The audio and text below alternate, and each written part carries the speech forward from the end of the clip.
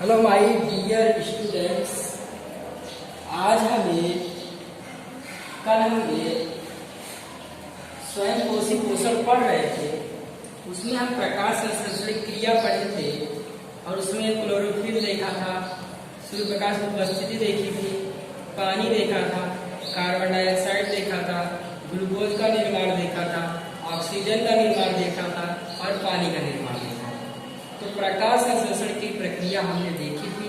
अब हम बात करेंगे कि प्रकाश संश्लेषण की प्रक्रिया में क्लोरोफिल का क्या महत्व है, कार्बन डाइऑक्साइड का क्या महत्व है, सूर्य प्रकाश का क्या महत्व है। तो चलिए हम पहले समझते हैं क्लोरोप्लास्ट क्या है। ध्यान दीजिए कि क्लोरोप्लास्ट क्या है। यदि आप पत्तियों को काटेंगे, पत्तियों को काटिए, क्या कीजिए, पत्तियों को काटिए और उसको सूक्ष्मदर्शी से अवलोकन कीजिए। इससे सूक्ष्मदर्शी से अवलोकन करेंगे तो हरे रंग के कोशिकांग दिखाई देंगे। क्या दिखाई देंगे? हरे रंग के कोशिकांग दिखाई देंगे और ये कोशिकांग है क्लोरोप्लास्ट। क्लोरोप्लास्ट आप जब पत्तियों को काटेंगे, और मैं आपको जब आप स्कूल में आएंगे मैं दिखाऊंगा, जब आप पत्तियों को काटेंगे तो आप जब सूक्ष्मदर्शी से उसका अवलोकन करेंगे तो आपको उसके अंदर क्या दिखाई देगा? हरे रंग के कोशिका दिखाई देंगे। ये हरे रंग की कोशिकाएं ही क्या है? क्लोरोप्लास्ट है। क्वेश्चन ये उठता है कि क्लोरोप्लास्ट में क्या होता है? तो क्लोरोप्लास्ट के हरे रंग की कोशिकाएं के अंदर क्लोरोफिल होता है। अब ध्यान दीजिए, अब क्लोरोफिल तो है, लेकिन ध्यान दीजिए आप कि क्लोरोफिल का प्रकाश संश्लेषण में कुछ महत्व होता है। चलिए हम एक प्रयोग देखते हैं। क्या देखते हैं? प्रयोग देखते हैं। आपकी किताब में प्रयोग है कि गमले में लगा एक पत्ता लीजिए। क्या लीजिए आप? गमले में लगा एक पत्ता ले लीजिए, ठीक है, पौधा ले लीजिए और पौधे को 3 दिन तक, कितने दिन तक? 3 दिन तक अंधेरे कमरे में रखिए ताकि उसका संपूर्ण मंड प्रयुक्त हो जाए। अब करना क्या है? अब पौधे को 6 घंटे सूर्य प्रकाश में रख दीजिए। पहले उसको अंधेरे कमरे में रखिए, फिर सूर्य प्रकाश में रखिए। अब पौधे से एक पत्ती को तोड़ लीजिए। क्या करिए? पौधे से एक पत्ती को तोड़ लीजिए और उसको कागज पर रखिए। कुछ मिनट बाद इस पत्ती को उबलते पानी में डालिए। कहाँ डालिए? उबलते पानी में डालिए। इसके बाद एक बीकर होगा, इसमें अल्कोहल भरा होगा। एक बीकर है, इसके अंदर क्या भरा है? मान लो अल्कोहल भरा है। तो पत्ती क्या करना है? पत्ती को इसके अंदर लाके आपको डाल देना है। क्या करना है? पत्ती को इसके अंदर लाके आपको डाल देना है। तो उम्मीद है इतना आपको समझ में आएगा। क्या करना है? आपको एक गमला लेना है, उसको गमले से एक पत्ती तोड़ लीजिए। पहले गमले को अंधेरे कमरे में रखिए, फिर गमले को सूर्य प्रकाश में रखिए, फिर उससे पत्ती तोड़ लीजिए। उस पत्ती को गर्म पानी में डुबाइए। गर्म पानी में डुबाने के बाद अल्कोहल से हमारे बीकर में डुबा के रखिए। अब करना क्या है? इस बीकर को गर्म करना है। क्या करना है? बीकर को गर्म करना है। मान लो मैं इसको गर्म कर रहा हूँ। क्या कर रहा हूँ? मैं इसको गर्म कर रहा हूँ, ठीक है। अल्कोहल डुबोया, अब मैं इसको क्या कर रहा हूँ? गर्म कर रहा हूँ। अब देखिए करना क्या है? पत्ती का रंग क्या होता है? विलयन का रंग कैसा है? ठीक है, देखेंगे आप कि पत्ती का रंग सबलित पत्ती से पहले, यानी जब पत्ती को उबाला नहीं जाता तो आप देख रहे हैं चित्र ए में क्यों हरे रंग का था, लेकिन जब हम मंड परीक्षण कर रहे हैं उसके पहले देखिए हरे रंग का था, लेकिन जब मंड परीक्षण के बाद देख रहे हैं तो उसका रंग क्या हो गया है? बदल गया है, बैगनी कलर का हो गया है। अब इसको करना क्या है? इस पत्ती को आयोडीन के विलयन में डाल देना है। क्या कर देना है? आयोडीन के विलयन में डाल देना है।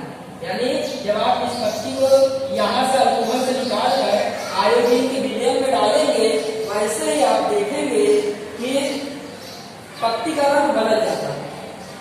पत्ती का रंग क्या होता है? बदल जाता है। आप देखे थे पहले हरे रंग का था, बाद में क्या हो गया है? उसका रंग बदल गया है। अब इसका क्या मतलब है कि पौधे का जो हरा रंग है उसके लिए क्लोरोफिल जरूरी है। अगर क्लोरोफिल नहीं रहेगा तो पत्ते का रंग हरा नहीं होगा। यानी इस प्रयोग से हम ये सिद्ध करते हैं कि क्लोरोफिल जो है प्रकाश संश्लेषण के लिए जरूरी है। उम्मीद है आपको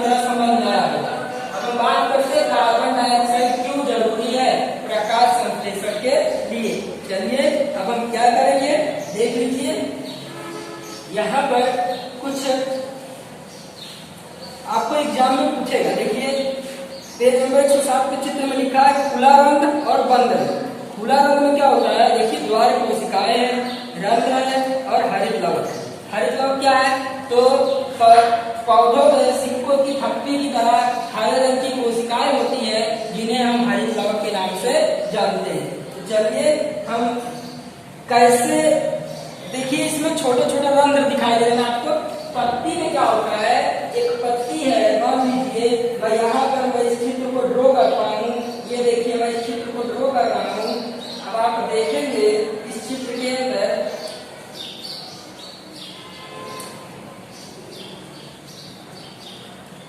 मैंने इस चित्र को ड्रॉ किया और आप देखेंगे यहाँ पर एक रंध्र है। क्या है, रंध्र है। क्या है ये, रंध्र है। अब देखिए अब ये रंध्र का क्या उपयोग है, तो पौधे की पत्तियां जो है कार्बन डाइऑक्साइड रंध्र में छोटे छोटे छिद्र होते हैं। क्या होते हैं, रंध्र में छोटे छोटे छिद्र होते हैं, जिनके माध्यम से पत्तियां कार्बन डाइऑक्साइड क्या करती है, प्राप्त करती है। पत्तियां क्या करती है, इन्हीं छिद्रों के माध्यम से पत्तियां क्या करती है, कार्बन डाइऑक्साइड को प्राप्त करती है। अब देखिए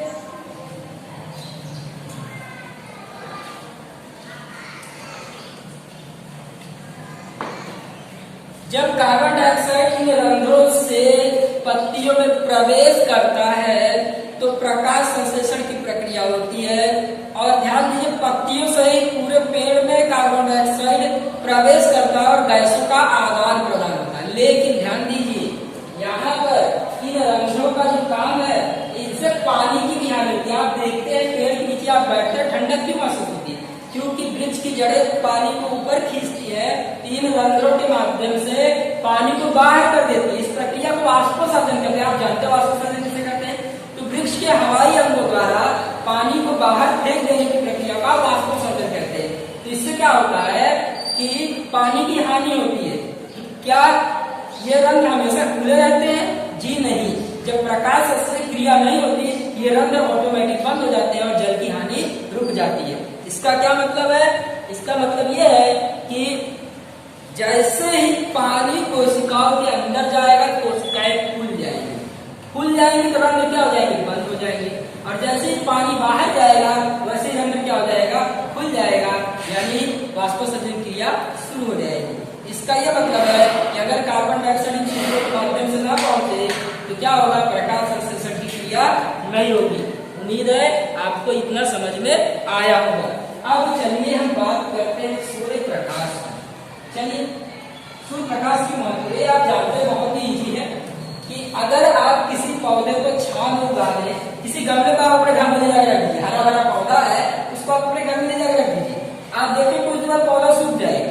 क्यों, जो पानी दिया, खाद दिया, सब कुछ दिया, लेकिन पौधा सूख क्यों गया, क्योंकि उसको सूर्य प्रकाश नहीं मिला है। अगर सूर्य प्रकाश नहीं मिलेगा तो पौधा प्रकाश संश्लेषण की प्रक्रिया नहीं कर पाएगा। तो उम्मीद है आपको ये तीनों टॉपिक आपको बिल्कुल समझ में आया होगा। तो चलिए एक क्रियाकलाप है,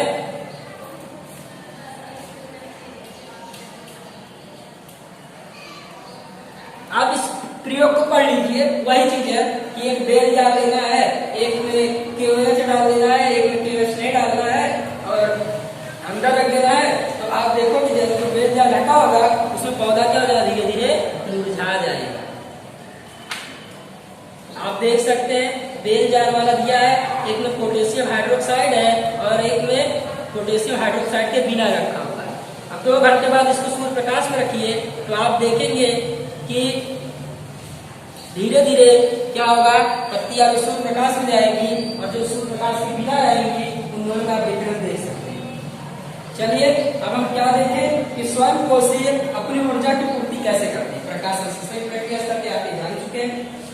चलिए, लेकिन इन्हें भी शरीर निर्माण के लिए कच्ची सामग्री की आवश्यकता है। जैसे हम भोजन करते हैं तो हमारा शरीर बिल्ड होता है, उसी प्रकार से वनस्पतियों को भी भोजन की जरूरत होती है, कच्ची सामग्री की जरूरत होती है। तो ध्यान दीजिए, स्थलीय पौधे प्रकाश संश्लेषण की आवश्यक जल की पूर्ति से क्या करते हैं। अब देखिए ये अपना भोजन कैसे प्राप्त करते हैं। ध्यान दीजिए, पत्तियां जो है वनस्पति का रसोई घर है, क्योंकि क्योंकि ये भोजन तैयार करने का काम करती है। लेकिन इन्हें और भी चीजों की जरूरत होती है। तो कैसे होती है? तो फिर जमीन पर बहुत सारे खनिज तत्व होते हैं, फास्फोरस होता है, कैल्शियम होता है, मैग्नीशियम होता है, पोटेशियम होता है, और भी कई तत्व होते हैं, लोहा होता है, नाइट्रोजन होता है। तो ये सब जमीन से क्या करते हैं? प्राप्त करते हैं और अपने आप को ग्रो करते हैं। ध्यान दीजिए, आप देखेंगे खेतों के अंदर खाद डाला जाता है। क्यों डाला जाता है? कि उनको पोषक तत्व उचित मात्रा में मिलता रहे ताकि फसल तेजी से वृद्धि कर सके, इसलिए खाद डाली जाती है। वही प्रोसेस यहाँ पर है। उम्मीद है कि आपको समझ में आया होगा। हमारा अगला टॉपिक है विषम पोषी पोषण।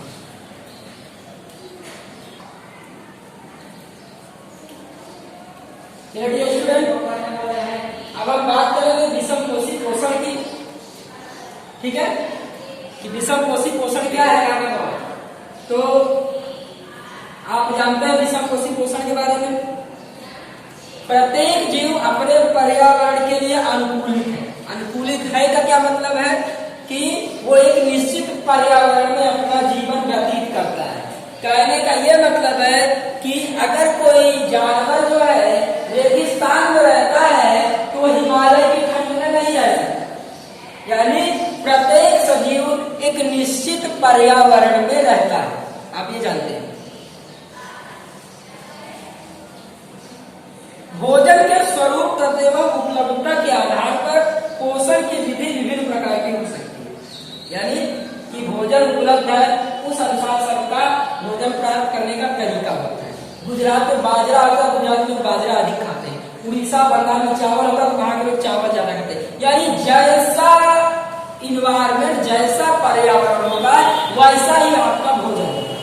तो उदाहरण के लिए मान लीजिए कि भोजन का स्रोत अचल है, यानी वो चल नहीं सकता, जैसे घास, तथा गाय व शेर किस प्रकार पोषण उपकरण का उपयोग करेंगे।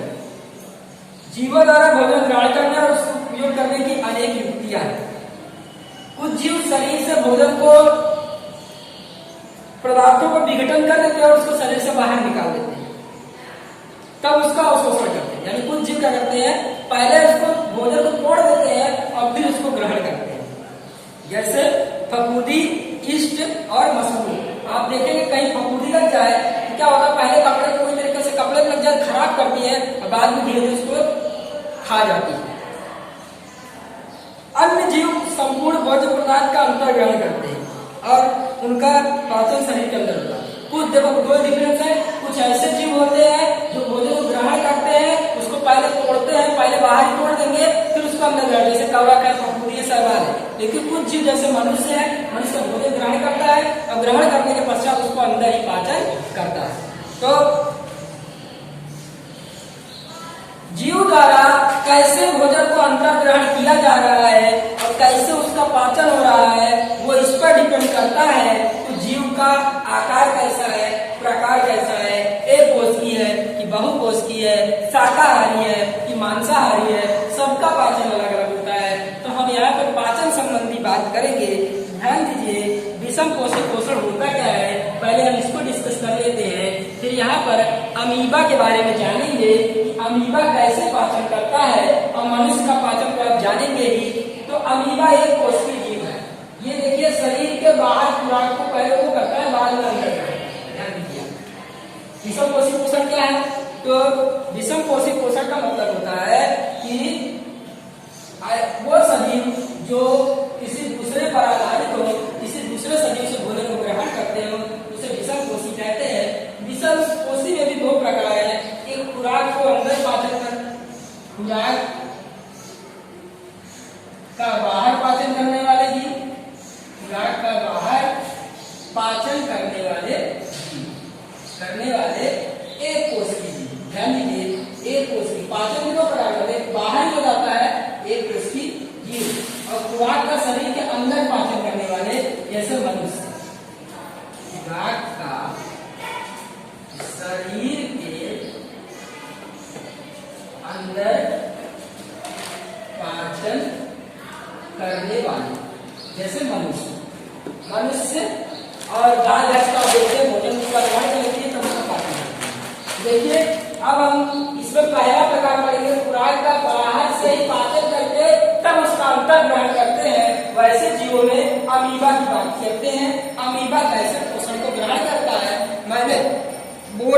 ए बी सी डी करके स्थितियां दर्शाई हैं, आप उसको ध्यान से देखिएगा, मैं इसको आपको समझाता हूं कैसे।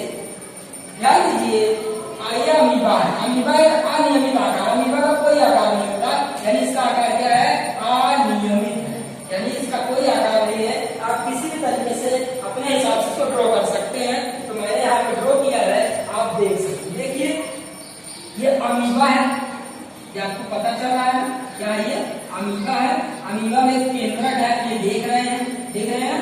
अब देखिए, मान लीजिए अमीबा है, अमीबा क्या कर रहा है, एक खुराक, देखिए केंद्रक है अमीबा का, ये अमीबा है, देख लीजिए ये अमीबा है, और ये देखिए यहाँ पर एक खुराक का कण है, क्या ये खुराक का कण है, क्या है खुराक का कण है। अमीबा क्या करता है, अपने शरीर में झूठे पैर, पूर्णपात का मतलब है झूठा पैर, इसके कोई पैर नहीं होता है, लेकिन फिर भी ये क्या करता है, एक झूठा पैर बनाता है, इसे पूर्णपात कहते हैं। ऐसे पूर्णपात को क्या करता है, फैलाता है, ऐसे पूर्णपात क्या करेगा, फैलाएगा। जैसे खुराक मान लीजिए चौक आया बीच में, मान लीजिए ऐसे फैलाया, चौक आ गया बीच में, ठीक है। अब क्या करेगा, अमीबा को आपको लिखना क्या है, आपको जानते हैं अमीबा अनियमित आकार का एक कोशिकीय जीव है। या इस अमीबा पोषण की बात करेंगे तो अमीबा क्या करेगा, फिर इस खुराक के कण को झूठे पैर को बनाएगा, खुराक कण को यहाँ पर देगा, और जैसे खुराक कण इसके अंदर आएगा, आप चित्र इसी में देख सकते हैं, जैसे ही अंदर आया इसने अपने झूठे पैर को क्या कर दिया है, बंद कर दिया, देख रहे हैं, खुराक कण यहाँ क्या हो गए, फंस गए हैं, और जैसे खुराक कण अंदर फंसेंगे तो अमीबा क्या करेगा, इसको अंदर ग्रहण कर लेगा, और क्या करेगा, उसको पाचन करेगा। तो उम्मीद है आपको अमीबा के बारे में समझ में आया होगा। तो ध्यान दीजिए कि अमीबा कैसे कैसे पाचन करता है, तो देख लीजिए आप पेज नंबर 109 पे लिखा है कि देखिए भोजन करने का तरीका अलग अलग होता है। एक कोशिकीय जीव क्या करते हैं, अपने भोजन को सतह से ग्रहण करते हैं, जैसा मैंने आपको बताया कि यहाँ पर देखिए बाहर ही पाचन कर लेते हैं, सतह से ग्रहण करते हैं। लेकिन जैसे जैसे जीवों का आकार बढ़ता है, उनके पाचन का तरीका बदलता है। उदाहरण के लिए अमीबा एक कोशिकीय सतह से अंगुली जैसे प्रवर्त की मदद से भोजन ग्रहण करता है। अमीबा क्या है, एक कोशिकीय देखिए उंगली है इसका, ये प्रवर्त है, प्रवर्त का मतलब होता है छोटे छोटे यहाँ पर कण होते हैं, प्रवर्त होता है ये, और इसके माध्यम से क्या करता है, भोजन को ग्रहण करता है। अब फिर करता क्या है, उसके मदद से अस्थायी प्रवर्त की मदद से क्या करता है, अमीबा भोजन का पाचन करता है।